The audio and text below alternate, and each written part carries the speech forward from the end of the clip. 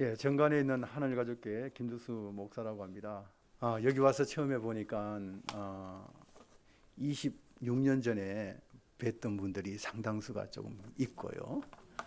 그 다음에 이제 26년 만에 처음 보는 분들이 아마 상당수가 있습니다. 왜냐하면 이전에 교회에서 청년 때에 함께 신앙생활을 했다가 두루두루 떠돌아다니다가 이렇게 다시 이렇게 만나게 될 줄은 생각도 못했습니다. 그래서 오늘 이렇게 만나 뵙게 되어지고 또 말씀 안에서 교제를 나누게 되어졌음에 참 감사함을 드리고, 혹 우리 가운데서 또 그때 못 뵀던 분들도 또 천국 가면 영원히 같이 뵈야 될 분들이기 때문에 우리 넓은 마음으로 함께 이해하면서 오늘 말씀을 한번 상고하면서 은혜를 받고자 합니다. 오늘 본문은 사실은 영적으로 볼 때는 굉장히 어두운 시절에 있었던 이야기입니다. 이제 그가 사무엘 사사가 심호하던 그 시대를 보게 되어지면 굉장히 그 당시의 영적 분위기를 우리가 알 수가 있는데, 그것이 오늘 사무엘상 3장 1절 말씀입니다. 우리 1절 말씀 같이 한번 읽어보겠습니다. 아이 사무엘이 엘리 앞에서 여호와를 섬길 때에는 여호와의 말씀이 희귀하여 이상이 보이지 않았더라. 아멘. 희귀하여라는 말이 나옵니다. 말씀이 희귀하여 이상이 흔히 보이지 않았더라. 이 희귀하여라는 이 말의 의미는 어떻게 보면 사무엘이 살던 그 시대는 영적으로 굉장히 좀 혼란한 시대, 좀 타락한 시대다라고 볼 수가 있습니다. 왜 그런가 하니까 성경 전반적으로 볼 때에 희귀하다는 말을 사용할 때 보면 대개 이스라엘 백성들이 영적으로 도덕적으로 좀 타락했을 때 하나님의 말씀이 희귀한 일들이 대부분이었습니다. 그러므로 다시 말해서 사무엘이 사역을 시작할 즈음에는 그들의 이스라엘의 영적 분위기가 결코 좋은 분위기는 아니었다. 굉장히 어두운 시기였지 않겠는가, 우리가 짐작을 해볼 수 있습니다. 사구도 마찬가지이지만 저희 기장군도 지난 몇 년 동안 코로나로 인하여서, 또 지금도 마찬가지입니다만은 코로나 인하여서 많은 또 재앙 요소들이 많이 있었습니다. 지나온 2년 반, 3년의 시간이 이 코로나 상황이 굉장히 성도님들을 당황하게 만들고, 또 교회로 봐서도 이전에 경험해 보지 못한 아주 새로운 많은 일들을 매주마다 겪으면서 한 주 한 주를 보내왔습니다. 왜냐하면 우리가 반복적으로 해오던 신앙의 패턴들이 한순간에 다 무너진 겁니다. 주일이면 교회 와서 예배드리고, 또 성가대 하시는 분들은 또 성가대 하시고 봉사하시고 주일학교 사역을 하시고, 이런 분들이 한순간에 교회 와서 할 일이 없어진 거예요. 교회 집합을 못하니까. 그러니까 늘상 하던 노방전도가 사라졌습니다. 저희들도 이제 올해 교회가 이제 10년 차에 들어가는 교회입니다. 10년 차 되는 교회다 보니까 우리는 매주마다 노방전도가 일상화되어 있으니까 계속해서 매주 6년 7년 동안 해오던 이 노방전도를 어느 한순간 할 수가 없는 거예요. 그래서 첫 주는 굉장히 편했습니다. 두째 주는 몸은 편했는데 마음은 좀 불편하기 시작했습니다. 세 번째, 네 번째 주간 한 달이 지나고 나니까 모든 것이 다 불편하기 시작한 거예요. 노방전도를 할 수가 없습니다. 또 무엇입니까? 통성기도를 또 못하는 거예요. 통성기도를 못하죠. 찬양도 찬양을 마음껏 찬양하지 못하죠. 함께 모여서 이렇게 예배 드리고, 또 점심시간에 함께 식사하시고 교제하는 것이 일반 교회에서는 참 중요한 요소 중에 하나가 아니겠습니까? 특히 저희들 같은 교회는 이제 더더욱이나 점심시간에 모여서 함께 교제하면서 식사하는 이 시간이 굉장히 큰 의미가 있는 시간인데, 이것을 갑자기 못하게 되었습니다. 이런 상황들이 계속해서 지속되다 보니까 성도님들이 당황하기 시작하고, 또 영적인 영역에 있어가지고도 굉장히 좀 혼돈이 오기 시작하는 거예요. 이렇게 어떻게 보면 영적으로 혼란한 시기를 2년 반을 거쳐서 넘어왔고, 지금 또 넘어가고 있는 상황입니다.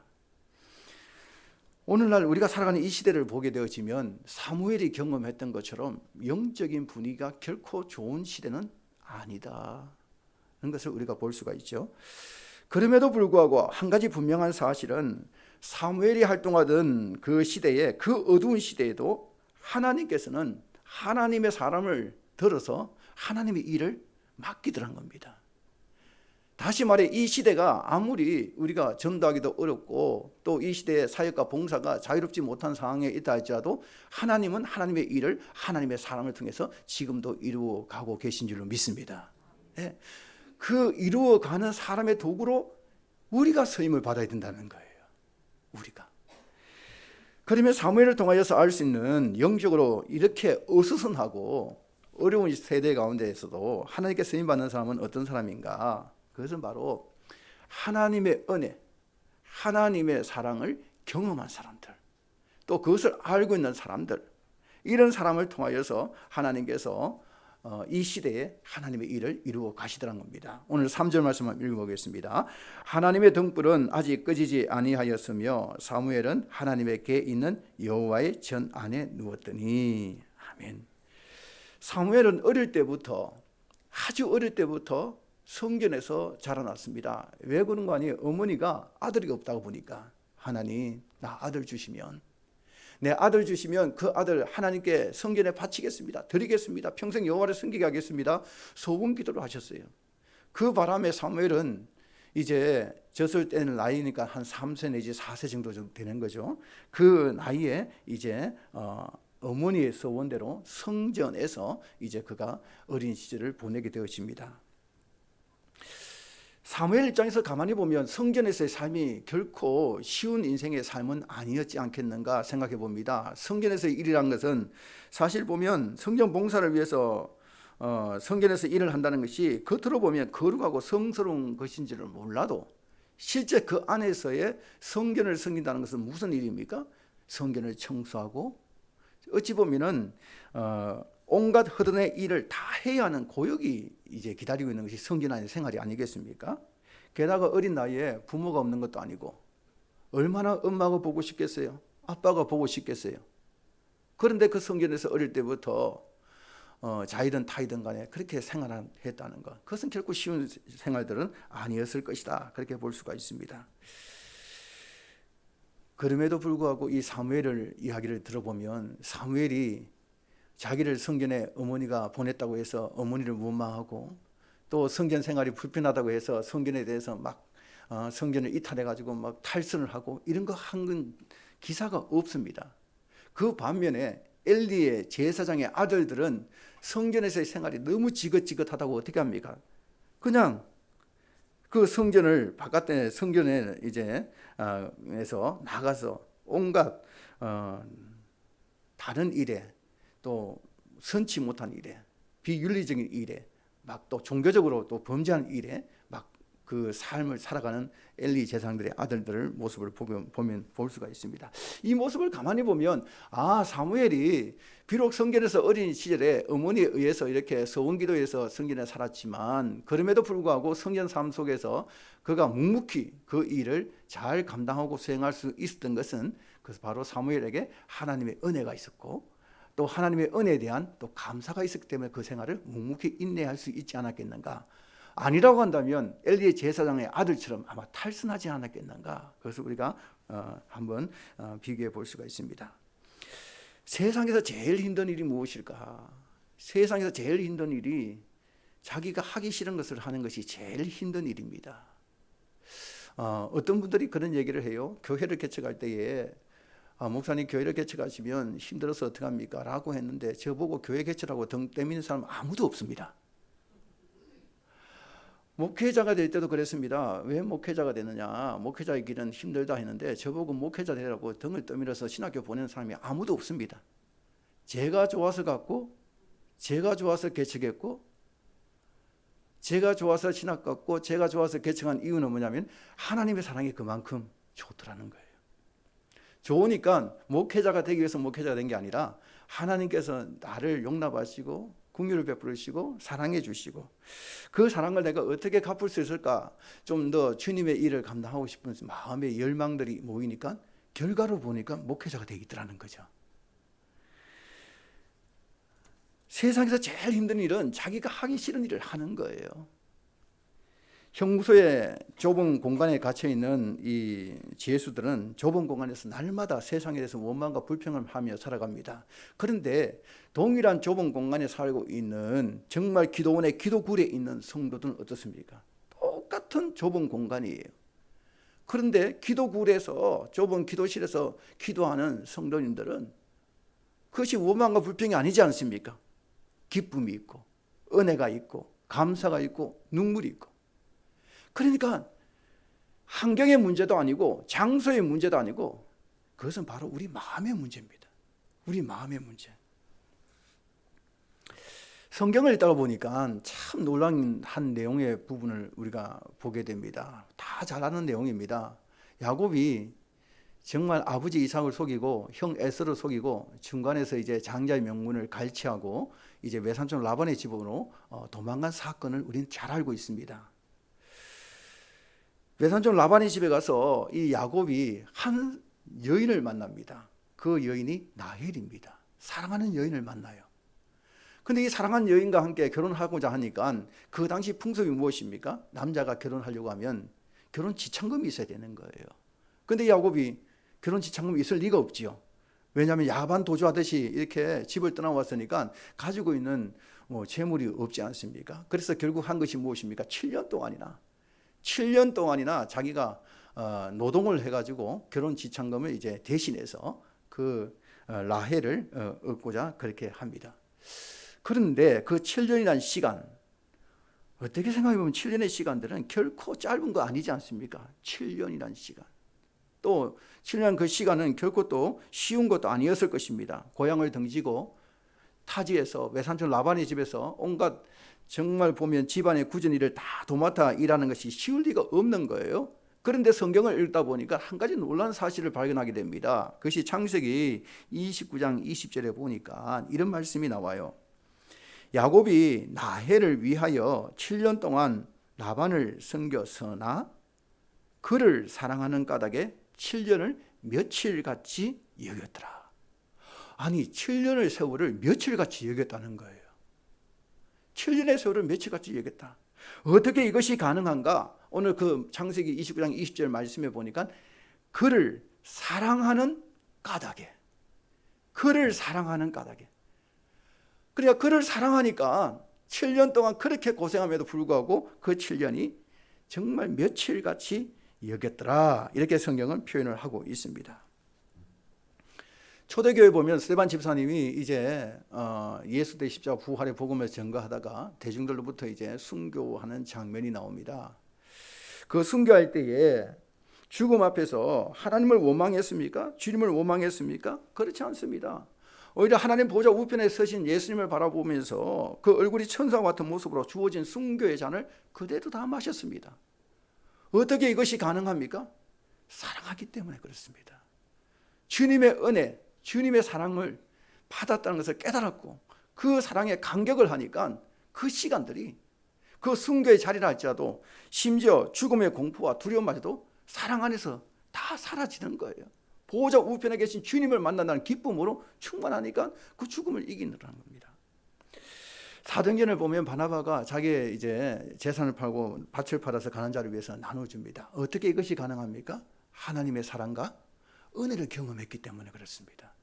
나를 위해서 십자가 못 박혀 죽어주시고 그리고 부활하심으로 부활의 천년매가 되신 주님께서 이 땅에 우리의 삶뿐만 아니라 장차 영원한 천국에 우리를 인도하실 그 주님의 그 사랑과 은혜를 내가 경험하니까 이 세상에 내가 가지고 있는 그 어떤 것보다도 그것이 더 귀하고 소중하더라는 거죠.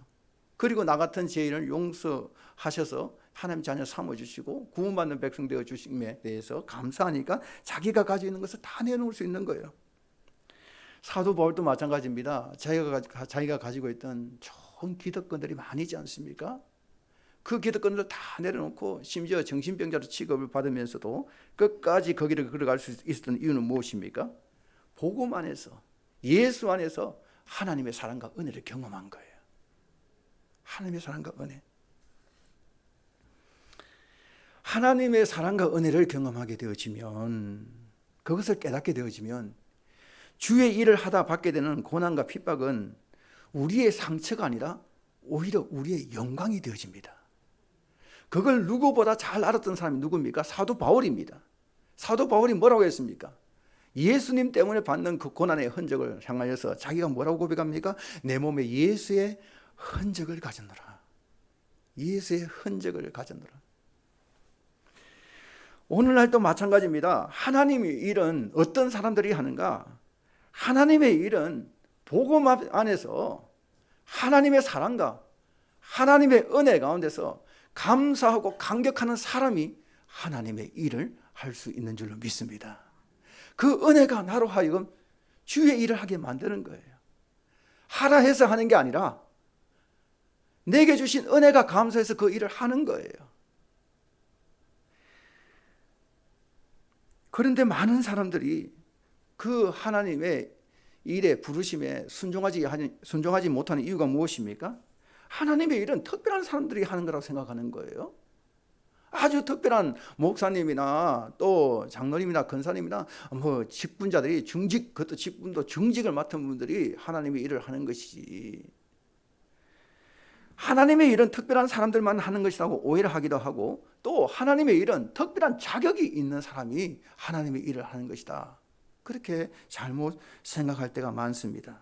하나님은 하나님의 일을 맡길 때에 그 사람의 자격이나 배경을 보지 않습니다. 오늘 우리가 본문에서 주목해야 될 구절이 3절 부분의 앞부분에 있습니다. 하나님의 등불은 아직 꺼지지 아니하였으며, 이 말이 나옵니다. 하나님의 등불은 아직 꺼지지 아니했다. 여기 등불은 매일 저녁마다 이제 성소를 밝히는 그 등잔이죠. 등잔의 등불을 말하죠. 그러니까 이 어둠을 밝히는 이 등불의 등잔은 하나님의 임재를 상징하고 있는 거예요. 그래서 그것은 꺼지면 안 되는 겁니다. 항상 켜져 있어야 되는 거예요. 그 중요한 일을 누가 해야 하는가? 당대 제사장들이 그 일을 해야 되고, 오늘 엘리가 그것을 감당해야 되고, 엘리 제사장이 감당하지 못하면 그 아들들이 그것을 감당해야 됩니다. 그런데 오늘 엘리 제사장의 아들들은 뭘 하고 있습니까? 관심이 없어요. 하나님 일에 관심이 없습니다. 관심이 없으니까 결국 그 일을 누가 하게 됩니까? 사무엘이 그 등불을 관리하고 있었던 것입니다. 그럴 때에 하나님께서 나타나셨고 사무엘을 부르셨습니다. 엘리 제사장들의 이 두 아들은 자격으로 본다면 누구보다도 하나님의 부르심을 받을 수 있는 좋은 조건에 있던 사람들입니다. 그러나 제사장들의 아들임에도 불구하고 그 부르심에 제외됩니다. 왜 그렇게 되었습니까? 하나님 일에 관심이 없는 거예요. 하나님 일에. 반면에 그냥 성전에서 봉사를 하던 사무엘이 부르심을 받습니다. 하나님은 하나님의 일꾼을 부르실 때에 그 사람의 배경이나 그 사람의 직분이나 그 사람의 자격을 보고 부르지 않습니다. 학력적으로 정말 어찌 보면 무자격자라고 할 수 있는 베드로가 어떻게 주님의 수제자가 될 수 있습니까? 과거 이력을 보면 예수 믿는 사람들을 핍박하고 죽이는 데 앞장섰던 사도 바울이 어떻게 정말 이방인의 사도의 아버지도 그렇게 하나님 앞에 쓰임을 받을 수 있습니까? 대대로 우상을 만들고 우상 섬기는 일에 앞장섰던 이 아브라함의 가족들이 어떻게 믿음의 조상이 될 수 있었습니까? 그들이 모두 쓰임 받은 것은 그들이 가지고 있는 어떤 자격이나 배경이 아니라 먼저는 하나님의 부르심이요, 그 하나님의 부르심의 은혜에 반응한 사람들입니다. 감사한 사람들, 깨달은 사람들, 그 사랑을 깨달은 사람들이 그 하나님의 일을 감당하더라는 것입니다. 이전에 섬기던 노회에서 장로고시 시험 과정을 한번 섬긴 적이 있습니다. 장로님들이 이제 고시 시험을 치는데, 그런데 어떤 한 피택 장로님이 장로고시 시험을 보러 오셨는데 아침부터 담임 목사님하고 같이 오신 거예요. 그래서 주로 장로고시를 보다 보면 담임 목사님들이 응원차 이렇게 고시부에 오기도 합니다. 오는데 보통 이제 중간에 오시거나 아니면 점심시간에 맞춰서 이렇게 오셔서 응원도 하고 그렇게 격려도 하고 그렇게 합니다. 그런데 그 목사님이 장로님하고 고시부원들이 아침에 모이기 전에 이미 와 계신 거예요. 그래서 우리가 너무 이상해서 그래서 목사님한테 물어봤습니다. 아니 고시위원도 아닌데 어떻게 이렇게 일찍 오셨습니까? 라고 물어보니까 그 목사님이 하시는 말씀이 자기 교회 장로님이 이제 피택 장로님이 되셨죠. 장로님으로 피택이 되셨는데 이 장로님을 피택은 됐는데 장로님을 이렇게 이제 임직하려면 어떻게 합니까? 장로고시를 쳐야 되는 거예요. 장로고시를 쳐야 되는데 이 장로님이 평생 동안 교회 봉사하고 또 처자식 먹여 살리고 동생들 공부시키고 그러니까 닭을 키우고 오리 키우고 뭐 돼지도 키우고 뭐 할 수 있는 모든 걸 다 키워가지고 반성제 쪽에서 반성 지역에 있는 분입니다. 반성제 지역에서 그렇게 하셔가지고 이제 세월이 지나고 그리고 교회에서 모든 성도님들이 정말 저분은 우리 교회 장로님으로 존경의 의미로 이제 장로님 됐으면 좋겠다 해서 피택을 하신 거예요. 근데 문제가 생겼습니다. 어떤 문제가? 글자를 모른다는 거예요. 글자를 모르시는 거예요. 그러니까 장로고시도 흔적을 남겨야 되거든요. 법적으로 보면. 그러면 이제 뭐 이렇게 장로고시를 패스했으면 그 서류가 남아 있어야 돼요. 글자를 모르신다는 거예요. 그러니까 그 목사님이 그 장로님을 모시고 같이 와서 이제 고시부에 와서 그 얘기를 하시는 거예요. 그래서 고시위원들이 모인 거예요. 고시위원들이 모여가지고 이 일을 어떻게 할 것인가. 저 교회에서 저렇게 피택을 하셨는데 글자를 모르니까 시험을 칠 수가 없지 않습니까? 글자를 알아야 시험을 치죠. 그래서 내린 결론이 그러면 우리는 저 장로님에 대해서는 만큼은 우리가 구두로 시험을 치자. 읽어주고 대답하고 읽어주고 대답하고 이런 것으로 하자. 그래서 그분은 이제 시험 치면서 면접까지 다 통과되신 분이에요. 다른 분들은 다 면접 봤는데 면접 볼 일이 없어요. 다 시험 문제 구두로 이렇게 질문하고 답하고 이래가지고 그분이 그 교회 장로님이 되셨습니다. 정말 얼마나 아름다운 교회입니까? 아름다운 교회. 하나님의 쓰시는 일꾼은 우리의 출신이 때로는 우리의 학력이 좀 가방끈이 좀 짧아도 또 배경이 환경이 좀 부족해도 하나님은 개념치 않습니다. 하나님이 주목하는 건 다른 곳에 있는 거예요. 하나님께서 정말 관심을 갖고 있는 것은 주님의 은혜를 깨닫고 있느냐, 주님의 사랑을 깨닫고 있는가. 내가 주의 일을 하는데 이것이 사람의 일이 아니라 하나님께서 나에게 주신 일이라는 그 마음을 가지고 모든 일을 주께 하듯 최선을 다해서 주님을 위해서 하고 있는가. 그 마음의 중심을 보더라는 거예요. 여러분은 하나님의 은혜와 사랑에 대한 감사가 있습니까? 아마 그런 하나님의 은혜와 은혜에 대한 감사가 있기 때문에 지금 이 자리에 앉아서 이 시간에 예배 드리고 있는 줄로 믿습니다. 그러면 여러분은 모두가 다 하나님의 일을 할 충분한 자격을 갖고 있는 분들이에요. 하나님이 원하시는 자격은 하나님을 사랑하는 거예요. 하나님의 사랑을 깨닫고 감사하는 사람, 주를 위해서 헌신하기를 기뻐하는 사람, 이 모든 사람들은 하나님의 일을 할 수 있는 모든 자격을 다 갖춘 분입니다. 이제 하나님의 일을 하기 위해서 우리에게 필요한 것이 딱 하나 있습니다. 우리 모두는 자격이 있는데 이 자격을 잘 활용해서 하나님의 일을 하기 위해서 꼭 하나 필요한 것이 있다고 한다면 그것은 뭐냐면은 하나님의 말씀을 들을 수 있는 영적 귀가 있어야 됩니다. 하나님의 말씀을 들을 수 있는 영적 귀. 오늘 사무엘상 3장 4절 한번 읽어보겠습니다. 여호와께서 사무엘을 부르시는지라 그가 대답하되 내가 여기 있나이다 하고. 아멘. 이 말씀을 보면 당시에 이 하나님의 음성이 들렸다면 누가 가장 먼저 들어야 될까요? 엘리 제사장들입니다. 엘리 제사장이 가장 먼저 들어야 돼요. 그런데 제사장의 엘리에게는 그 음성이 들리지 않습니다. 그 음성이 사무엘에게 들립니다. 왜냐하면 이 영적으로 어두운 엘리 제사장에게 하나님의 음성을 들을 수 있는 영적인 귀가 닫혀져 있다는 거예요. 여기서 들을 귀라는 이 말은 단지 하나님의 음성을 듣는다는 그 차원을 넘어서는 겁니다. 여기서 들을 수 있는 귀라는 것은 하나님의 말씀을 듣고 그 말씀에 대한 순종하려고 하는 의지까지를 포함하는 것이 바로 들을 귀예요. 오늘 사무엘이 하나님의 말씀이 임했을 때에 그가 10절에 이렇게 말합니다. 한번 읽어보겠습니다. 여호와께서 임하여 서서 전과 같이 사무엘아 사무엘아 부르시는지라 사무엘이 이르되 말씀하옵소서 주의 종이 듣겠나이다 하니. 사무엘이 뭐라고 말합니까? 일단 말씀해 보세요. 말씀해 보시고 내가 받아들일 수 있는 것은 내가 받아들이고 받아들이지 못한 것은 내가 거절하겠습니다. 이게 아니라 사무엘이 이르되 말씀하옵소서 주의 종이 듣겠나이다. 들어보고 결정하는 것이 아니라 말씀만 하십시오. 내가 시행하겠습니다. 내가 그 일을 하겠습니다.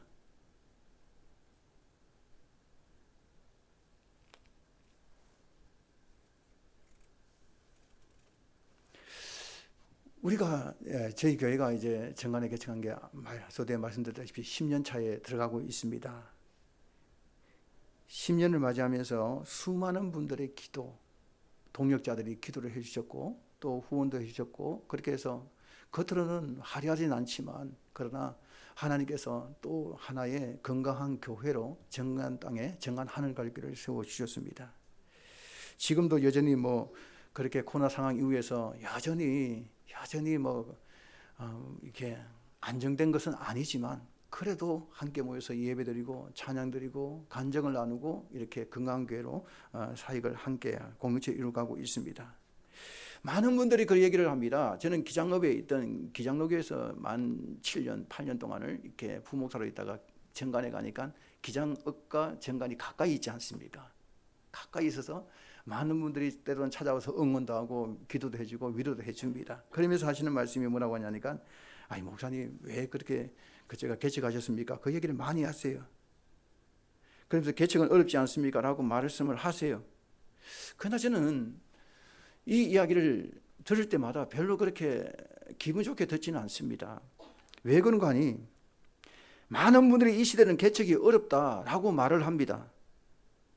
저도 그 말에 동의합니다. 그러나 그 말에 이해하지만 전적으로 동의하지는 않습니다. 왜 그런가 하니 개척을 하든 우리가 어떤 교회 봉사 사역을 하든 하나님의 일은 내가 결정하는 것이 아니라 하나님이 하라면 하는 겁니다. 가라면 가는 거고 서라면 서는 것이고 내가 무엇을 해서가 아니라 나는 단지 주님께서 오늘 사무엘이 말하는 고백한 대로 말씀하옵소서 주의 종이 듣겠나이다. 말씀하시면 내가 그것을 가다 보면 개척교회 목사가 될 수도 있는 것이고 또 다른 또 직분자가 되어 있을 수도 있는 것이고 교회에서 성도의 직분을 감당할 수 있는 것이고 하나님이 하시는 일에는 결정권이 나에게 있지 않습니다. 우리에게 있지 않습니다. 하나님께 있는 겁니다. 다만 우리가 필요한 것은 무엇입니까? 순종하는 겁니다. 순종하는 것.